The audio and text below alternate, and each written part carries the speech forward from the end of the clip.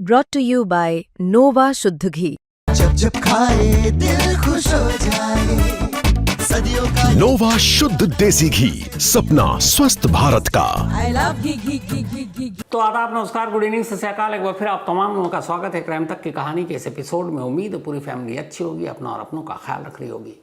आज की कहानी सुनाऊं उससे पहले मुंबई की एक ऐसी कहानी, एक ऐसी वारदात जिसमें 2 घंटों तक कितने ही पेरेंट्स परेशान रहे और कुछ भी हो सकता था, लेकिन शुक्र है आखिर में सब कुछ ठीक रहा।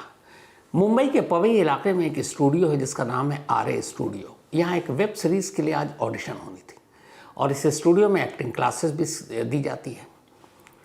तो वेब सीरीज़ के लिए ऑडिशन देने करीब 100 बच्चे पहुँचे थे। ऑडिशन हो रहा था और बच्चे जा रहे थे। आखिर में 20 बच्चे के करीब बचे थे। 20 बच्चे इसी स्टूडियो में थे। तभी इसी स्टूडियो में काम करने वाला एक शख्स जिसका नाम रोहित आ गया, अचानक उन सभी 20 बच्चों को एक कमरे में बंद कर देता है। बंद करने के बाद वो एक वीडियो मैसेज जारी करता है और उस वीडियो मैसेज में कहता है कि वो कोई टेररिस्ट नहीं है, उसे कोई पैसे नहीं चाहिए, एथिकली मॉरली वो कोई गलत नहीं कर रहा है, लेकिन उसकी कोई डिमांड है, वो किसी से बात करना चाहता है, उसे कुछ सवाल है, वो जवाब चाहता है। ये वही वीडियो है जो इसने इस बच्चों को बंधक बनाने के बाद जारी किया। पहले ये सुन लीजिए। मैं रोहित आर्या करने की जगह मैंने एक प्लान बनाया और कुछ बच्चों को इधर हॉस्टेज रखा है। मेरे को ज़्यादा डिमांड्स नहीं है, बहुत सिंपल डिमांड्स है, बहुत मॉरल डिमांड्स है, बहुत एथिकल डिमांड्स है। और मेरे कुछ सवाल है, मुझे कुछ लोगों से बात करनी है, उनको सवाल पूछने हैं, उनके जवाब पर अगर मुझे काउंटर क्वेश्चन है तो मुझे काउंटर क्वेश्चन पूछना है, लेकिन मुझे ये जवाब चाहिए। मुझे दूसरा कुछ नहीं चाहिए। ना मैं टेररिस्ट हूँ, ना मेरी बहुत बड़ी पैसों की डिमांड है, कुछ भी पैसों की डिमांड तो है ही नहीं, इमोरल तो बिल्कुल भी नहीं है। सिंपल कॉन्वर्सेशंस करने हैं और जिसके लिए मैं इन बच्चों को हॉस्टेज लिया है। ये मैंने एक प्लान के तहत ही हॉस्टेज लिया है। लेट्स चेंज 4 मैं सच में करने वाला हूँ। अगर जिंदा रहा तो मैं करूँगा, अगर मैं मर गया तो कोई और करेगा, लेकिन होगा ज़रूर। इन्हीं बच्चों के साथ होगा अगर इनको हार्म नहीं होता है तो, because the slightest wrong move from your end will trigger me कि मैं ये पूरा जगह को आग लगा दूं और उसमें मर जाऊं। मैं मर जाऊं या नहीं मर जाऊं, बच्चे अननेसेसरी हर्ट होंगे, ट्रॉमाटाइज डेफिनेटली होंगे। उसके ऊपर कुछ होगा तो मुझे पता नहीं, उसका जिम्मेदार मुझे ना गिना जाए, उसका जिम्मेदार उन लोगों को गिना जाए जो अननेसेसरी ये ट्रिगर कर रहे हैं, जबकि एक नॉर्मल कॉमन पर्सन सिर्फ बात करना चाहता है। मेरी बातें खत्म होने के बाद मैं खुद ही बाहर आऊँगा। मैं अकेला नहीं हूँ, मेरे साथ और भी लोग हैं। कई सारे लोगों को ये परेशानियां है और ये मैं सल्यूशन देने वाला हूँ सिर्फ बातें करके। Please do not trigger me to do some harm to anybody. तो इस वीडियो के जरिए आपने उसकी पूरी बात, उसकी पूरी मांग सब समझ ली। रोहित आर्या के बारे में ये भी है कि इसका अपना एक यूट्यूब चैनल भी है। अब इस पूरी बातचीत में उसने अपनी कोई मांग नहीं बताई, बस ये कह रहा कि मैं टेररिस्ट नहीं हूँ और कुछ सवालों के जवाब चाहिए, किसी से बात करनी है। जैसे ही ये वीडियो सामने आया, उधर हो ये रहा कि स्टूडियो के जिस कमरे में बच्चों को बंद किया गया, उस कमरे में विंडो से बच्चे बाहर झांक रहे हैं, रो रहे हैं। आसपास से गुजरते हुए लोगों की नज़र पड़ी, धीरे धीरे भीड़ जमा होती गई। इसके बाद बहुत सारे पेरेंट्स भी वहाँ थे, वो भी परेशान हो गए। फिर पुलिस पहुँचती है। 1:45 पर इन बच्चों को बंधक बनाया गया था दोपहर के। अब पुलिस पहुंची, 17 से 20 बच्चों की ज़िंदगी का मामला था। उधर वो वीडियो, पुलिस उस रोहित आर्या के बारे में जानकारी भी हासिल कर रही है। तो पता चला कि रोहित आर्या की मेंटल हेल्थ पूरी तरह से ठीक नहीं है। अब बच्चों की ऐसे में जान भी खतरे में हो सकती है। खैर, पुलिस ने पहले काफ़ी बातचीत करने की कोशिश की, इसके बाद उस स्टूडियो में दाखिल हुई। इसी दौरान में गोली चली पुलिस की तरफ से। रोहित आर्या को गोली लगी। बच्चों को सकुशल बाहिफाजत वहाँ से निकाल लिया गया। फिर रोहित को पुलिस अस्पताल ले गई, जहाँ बाद में रोहित आर्या की मौत हो गई। सारे बच्चे अब ठीक हैं, अपने अपने घर, अपने अपने माँ बाप के पास हैं।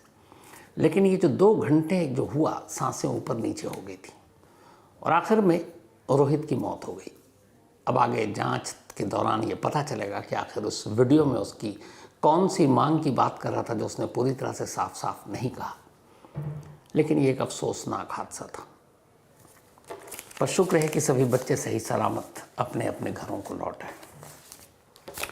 अब आते हैं आज की कहानी के ऊपर। धूम फिल्म आप में से बहुत सारे लोगों ने देखी होगी, और धूम फिल्म को जब याद करते हैं तो मोटरसाइकिल, चेस, पीछा। इत्तेफाक से इस इंडियन धूम फिल्म की कॉपी फ्रांस के पेरिस में की गई, हाल के वक्त की सबसे बड़ी चोरी में। और चोरों ने ऐसी चोरी की जो शायद इससे पहले आपने सुना भी नहीं हो। मतलब चोर चोरी कर रहे हैं, लोग गुजर रहे हैं, लोग देख रहे हैं, और किसी को ज़रा सी भनक ही नहीं कि ये करने क्या जा रहे हैं, और सब बेफिक्र हैं। ये कहानी है पेरिस के सबसे मशहूर, बल्कि फ्रांस के सबसे मशहूर लूव्र म्यूज़ियम की। ये लूव्र म्यूज़ियम जिस बिल्डिंग में है, असल में ये फ्रांस के शाही ख़ानदान का शाही महल हुआ करता था। करीब 200 सालों तक इस महल में ही शाही परिवार रहा करता था। बाद में फिर करीब 1793 में जब फ्रेंच रेवोल्यूशन हुआ तो फिर इस महल को एक म्यूज़ियम की शक्ल दे दी गई। तो 1793 से पहले यहाँ राजाओं की रिहाइश हुआ करती थी। बहुत ही खूबसूरत आलीशान महल है ये।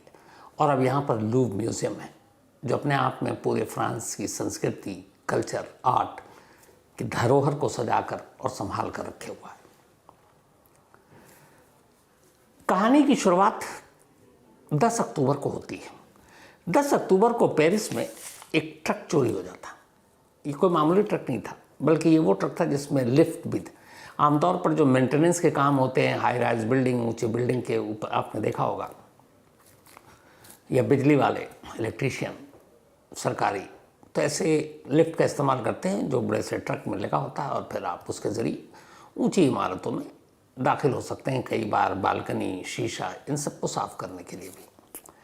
तो 10 अक्टूबर को पेरिस से करीब 20 किलोमीटर दूर एक ट्रक की चोरी होने की खबर आती है, पर कोई ध्यान नहीं देता कि ट्रक चोरी कैसे हो गई, क्यों हुई।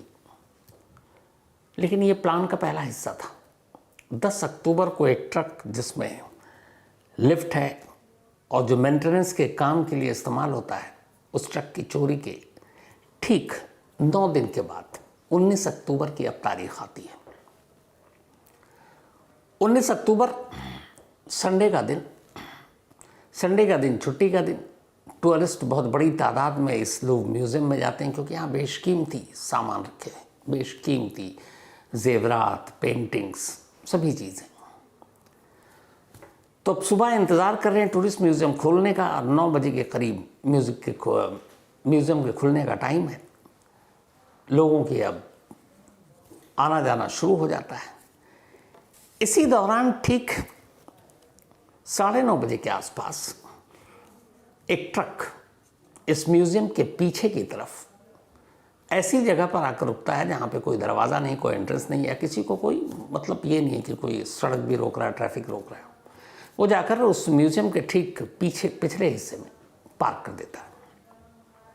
अब कमाल ये है कि ये म्यूज़ियम इतना बड़ा, इसमें अरबों के मतलब हीरे, जवाहरात, पेंटिंग्स रखे हुए हैं, लेकिन सुरक्षा का आलम यह है कि जिस जगह पे ये ट्रक खड़ा हुआ वहाँ पे सिर्फ एक CCTV कैमरा, और उसका भी मुंह कहीं और, वो ट्रक को देख ही नहीं रहा है। खैर, ये ट्रक वहाँ रुकता है। इसके बाद ट्रक से अब लिफ्ट ऊपर की तरफ उठता है। अब उस लिफ्ट के जब ऊपर की तरफ उठता है तो उसमें 2 लोग सवार थे, जो लिफ्ट के साथ एक केबिन होता है, बॉक्स टाइप। अब लिफ्ट जब हुआ ट्रक से, तो ये ऊपर उठने के बाद एक विंडो के पास, इसी म्यूज़ियम के बैक साइड, उस विंडो के पास जाकर रुक जाता है। जो दोनों लोग सवार थे इस लिफ्ट में, उन्होंने कंस्ट्रक्शन के जो मज़दूर होते हैं, जो पहनते हैं, कंस्ट्रक्शन करने के लिए जाते हैं, जो उनकी ड्रेस होती है, वही ड्रेस पहन रखा था। अब लिफ्ट म्यूज़ियम के विंडो के पास है, नीचे सड़क है, गाड़ियाँ गुजर रही हैं, लोग गुजर रहे हैं, लोग देख रहे हैं। बट हर एक को यही लगा कि ये शायद बालकनी और शीशे की सफाई करने के लिए आए, क्योंकि ड्रेस भी वैसा, गाड़ी भी वैसी, भारी भरकम ट्रक, ऊपर से लिफ्ट, कौन सोचेगा कुछ और म्यूज़ियम के अंदर बैठे हुए जो सिक्योरिटी स्टाफ है, उनको कुछ पता ही नहीं, क्योंकि जो CCTV कैमरा उस तरफ है, उसका डायरेक्शन उधर है ही नहीं, उसका मुंह उधर है ही नहीं, जिधर ट्रक है, या फिर उस ट्रक से लिफ्ट के ज़रिए उस म्यूज़ियम की बिल्डिंग पर दो लोग सवार होने जा रहे हैं। अब एक विंडो के पास ये लिफ्ट रुकती है, इसके बाद दो लोग कटर निकालते हैं, ग्लास कटर, और शीशे को काट देते हैं। काटने के बाद मुश्किल से 1 मिनट लगता है। अब दोनों सीधे अब अंदर होते हैं और अंदर जाने के बाद वहाँ से अपोलो हॉल में पहुँचते हैं। ये म्यूज़ियम का अपोलो हॉल वो हिस्सा है जहाँ सबसे ज़्यादा इस म्यूज़ियम का, जो लूव म्यूज़ियम की सबसे बेशकीमती चीज़ें हैं, वहीं रखी होती हैं। अब ये दोनों वहाँ पहुँचे और वहाँ जाने के बाद इत्तेफाक से वहाँ अभी कोई है नहीं। अब इन्होंने वहाँ सारे जो बेशकीमती हीरे जवाहरात रखे हुए हैं, ऐतिहासिक धरोहर है, वो शीशे के बॉक्सेस में थे, क्योंकि लोग जाते हैं तो शीशे के बॉक्स में देखते हैं। अब उन्होंने उन बॉक्सेस को काटना शुरू किया। उन्होंने बॉक्सेस को काटा और वहाँ से कुल 8 चीज़ें उठाई और इसके बाद ये वापस ऊपर जाते हैं, उसी लिफ्ट से नीचे उतरते हैं जो इन्होंने भी छोड़ा हुआ है। कुल मिलाकर इस सारी चीज़ों में इन्हें सिर्फ 8 मिनट लगा। अब नीचे आने के बाद कायदे से इसी ट्रक से इनको निकल जाना था, लेकिन प्लानिंग ये नहीं थी। सड़क के दूसरी तरफ यामाहा की 2 मोटरसाइकिल खड़ी हुई थी, जो एक ख़ास कंपनी की थी और जो बेहद अपनी स्पीड के लिए जानी जाती है। उसकी स्पीड 180 से 200 किलोमीटर प्रति घंटा। ट्रक वहीं, लिफ्ट वहीं, सब छोड़ा। उसके बाद सड़क के किनारे गए। उन दोनों यामाहा मोटरसाइकिल पर दोनों सवार होते हैं, तीसरा वहाँ इंतज़ार कर रहा है और ये सब वहाँ से निकल लेते हैं। 8 मिनट के अंदर आए और चले गए। अब इस दौरान में हुआ ये कि जब इन्होंने इस अपोलो हॉल में जो बॉक्स था उसको काटा ग्लास का, तो उसके बाद पहली बार सिक्योरिटी अलार्म बजा, क्योंकि उन बॉक्सेस के साथ कनेक्टेड था। तो सिक्योरिटी अलार्म जैसे ही बजा, अब म्यूज़ियम के सारे स्टाफ चौकन्ने, घबराए, भागते हैं अपोलो हॉल की तरफ। लेकिन इतना वक्त ही नहीं था। उन्होंने जिस तेज़ी से काटा, उन्होंने पता था क्या क्या काटना है। जब तक वो पहुंचते, ये दोनों उसी रास्ते से, बिल्डिंग से, शीशे के ग्लास से बाहर निकलते हैं, लिफ्ट से नीचे उतरते हैं, सामने खड़ी हुई मोटरसाइकिल पर बैठते हैं और 1 2 3। अब जब लोग आए, उन्होंने देखा कि ये तो बॉक्सेस खाली हैं। अब फ़ौरन पुलिस को खबर दी गई, सीसीटीवी कैमरे खंगाले गए, तो पता चला कि भाई उस तरफ तो कोई कैमरा था ही नहीं। अब पुलिस की टीम भी बाहर गई। जब बाहर गई तो जहाँ पर इन्होंने अपने बॉक्स छोड़े थे, वहाँ से एक क्राउन, जो फ्रांस के किंग का एक क्राउन था ऐतिहासिक, वो वहाँ पड़ा हुआ था ज़मीन पर। असल में चोर भागते हुए हड़बड़ी में उनसे वो एक क्राउन छूट गया, लेकिन उसका अफसोस नहीं था उन्हें, क्योंकि जो चीज़ वो अपने साथ ले गए उसकी कीमत 8 अरब इंडियन करेंसी में बात कर रहा हूँ, मतलब 8 अरब की कीमत, $102 मिलियन और इंडियन करेंसी में 8 अरब रुपए का सामान के जेवर अपने साथ ले गए। एक ऐसा म्यूज़ियम जिसमें इतनी सारी बेशकीमती चीज़ें हैं, वहाँ की सिक्योरिटी का ये आलम था। 8 मिनट में चोरी कर वो निकल गए। अब ट्रक वहीं, लिफ्ट वहीं, और साथ में उस ट्रक से उन्हें कुछ और भी चीज़ें मिली, जिसमें डिस्क कटर भी मिला। तो वो तो भाग गया। पुलिस को अंदाज़ा हुआ कि हाँ, बाकी सीसीटीवी कैमरे उन्होंने जब देखे तो ट्रक का मूवमेंट देखा सुबह, और वहाँ पे फिर पार्क। तब उस ट्रक के ज़रिए कि इसमें डीएनए के कुछ मिलेंगे, फिंगरप्रिंट्स मिलेंगे, पुलिस ने उसको अपने कब्जे में लिया और हर तरफ अब निगरानी शुरू। हड़कंप मच चुका था वहाँ। जब गायब हीरे जवाहरात की बात आई तो फिर ये हुआ कि भाई इसकी कीमत तो 8 अरब है। जो चीज़ चोर अपने साथ ले गए, कमाल की चीज़ें थी वो। उसमें से एक वो टियारा नेकलेस ले गए। इस टियारा नेकलेस और ईयररिंग सेट था जिसमें 1000 से ज़्यादा डायमंड लगे हुए थे, और ये एक हिस्टोरिकल मतलब धरोहर हुआ करता था। इसके अलावा सफ़ायर और डायमंड से जुड़ा हुआ एक पूरा सेट था जो नेपोलियन के भाई की पत्नी पहना करती थी, वो भी चोर अपने साथ ले गए। और कहते हैं कि ये जो नेपोलियन के भाई की पत्नी का ये पूरा सेट था, ये श्रीलंका के खदानों से उस वक्त निकला था डायमंड, और ये उससे बनाया गया था, तो ये ले गए। इसके अलावा डायमंड और एमरल्ड का जो एक सेट था, पूरा वेडिंग गिफ्ट था, ये नेपोलियन का अपनी दूसरी बीवी को दिया था नेपोलियन ने। उसमें भी 1000 से ज़्यादा डायमंड और बाकी सारी चीज़ें थी। ये कोलंबिया से आया था, उसको भी अपने साथ ले गए। फिर टेरा ब्रूच डायमंड ये इंडिया से कभी गया होगा कॉलोनियल टाइम में, वो भी गायब। क्राउन जो था वो अपने साथ ले गए थे, लेकिन वो जल्दबाजी में छोड़ दिया वहीं पर। तो ये सारी चीज़ें, ये सारे आइटम थे और ये तस्वीरें हैं जो आप देख रहे हैं, ये सारी चीज़ें वो अपने साथ ले गए, जिसकी वैल्यू 8 अरब रुपए थी। अब इसके बाद फ्रेंच पुलिस हरकत में आती है, तफ्तीश शुरू होती है।